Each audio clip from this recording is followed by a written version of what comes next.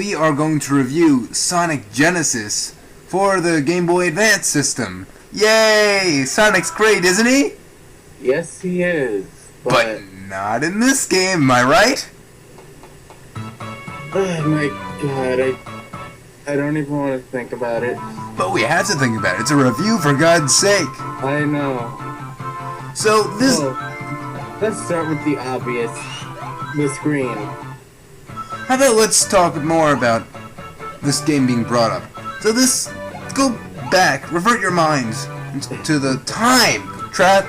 Go into the DeLorean and just travel back, set the time to 2006. Alright, so it's Sonic's 15th anniversary, so he's 15. Games were released. Yeah, he's old enough for his quinceañera. He's 15, and they make two games. One, Sonic 06, and it's god awful. And two, Sonic Genesis, which is a port of the original Sonic game, Sonic the Hedgehog, that started it all, and that also blows. But you'd think one of them would at least be good. And this is a port. How can you screw it up? Well, I'll tell you, it's 2006, and for some reason this year put a huge curse on the Sonic franchise. Oh my god. The obvious.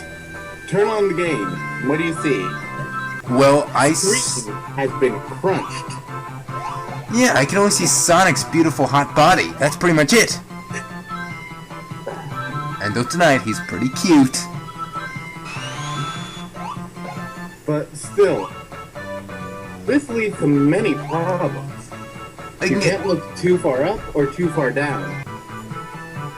You can get hit by a buzz bomber or a moto bug or anything. You could fall into pits, lava, spikes. You wouldn't know, because all you can see is Sonic, and the game zooms in dramatically, so you can't even see platforms or anything, and you get a lot of cheap deaths. Like, a lot. Like, I played this game so many times for no reason, because I have no life, and that's what I do, I play bad games. And I've died so many times by this stupid error in the game. Falling spikes. Especially in the lava zone. The GBA doesn't have as much blast processing power as the Genesis did, so therefore it can't really handle the awesomeness of the original game. So I guess Genesis does what Nintendo don't. Make a good Sonic the Hedgehog game. So that's screwed up, and because of crunch screen and this port being so bad, like, it was ported not right, incorrectly, not in a good way. There's also lag and slowdown, which is, in my opinion, it's the worst thing of the game. Sonic the Hedgehog, it is famous, it is well known, especially with this first game, for its great platforming and sense of speed and gaining of momentum. You won't gain much momentum here. You can go to complete halt, you'll stop. This is what happened. It's like, gotta go fast. Sonic, Gotta go fast. And then you turn off the game because you rage quit. Yeah. It is so slow. It's like the worst lag. Like, okay, so in Green Hill Zone it's tolerable, but come on, like, you don't need any lag in this game. Yeah. And by the later levels, it gets too much stuff on the screen. It gets mad slow. And it's so clunky and hard to control Sonic with this lag. You have to, like, get master these awful physics. Because the physics that were in the original game were great and they worked.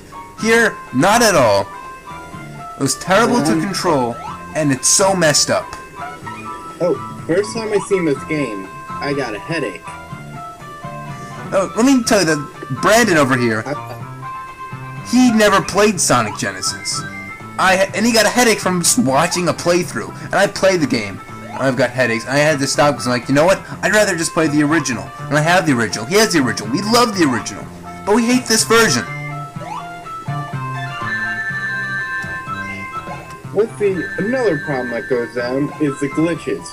Especially one big one. You know how the bosses progressively get harder during the game? Yeah, I know that. Let's say... The glitch of easily getting on top of the boss and constantly bouncing on them. So, in Sonic the Hedgehog, there is more gimmicks to the bosses as you later progress to make them harder. With this bouncy bounce glitch, you can ignore these gimmicks and easily defeat Dr. Robotnik every time with these insanely cheap headshots. And there's other glitches, like if you go to a certain place, you will just die, you'll get crushed even though nothing's really crushing you. If your foot get crushed, you die. There's so many glitches that can be discovered in this game, it's not even funny.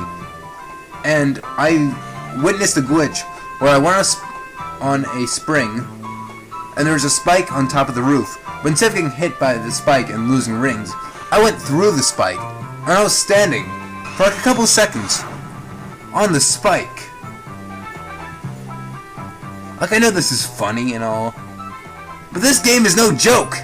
Sonic is not God. Though I'm a crazy Sonic fanboy, he is to me, but this is his first game. He's not God yet. Yeah, he hasn't even reached Hypersonic yet.